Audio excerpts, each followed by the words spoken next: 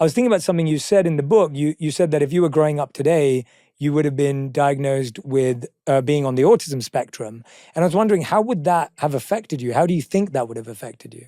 Yeah, I'm fascinated by that because for some people, being given a label is a pejorative to them and, almost feels shameful.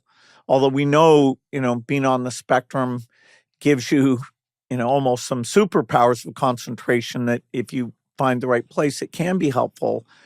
Other people, they're glad when they get that because then they say, oh, that's why, my social skills were slowed to develop. And, here's some strategies that people like me have used. I'm not alone in this. I fit into this, and it's actually a reasonably common thing. There isn't like some medicine, ADHD, which I probably also would have been diagnosed with. Haven't chosen as an adult to get a diagnosis or use those medicines. I think eventually you learn to, adapt.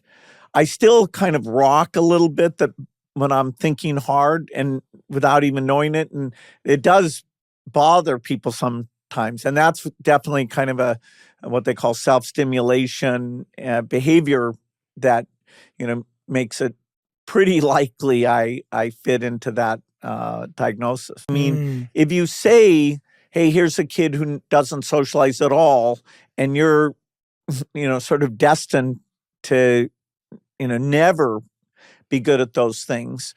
Obviously to create a company, hire people, motivate people, go out and, sell the dream of computing.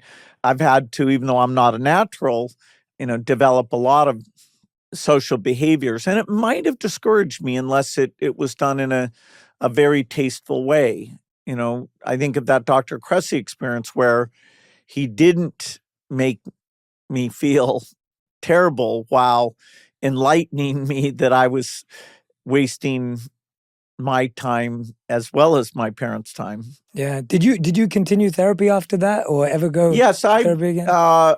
Most periods of my life, I found it useful to have a therapist where I'm talking to about, what's confusing or what's troubling. I think, I'm very lucky to have that. Though, yeah, I've benefited to this day from those kind of conversations.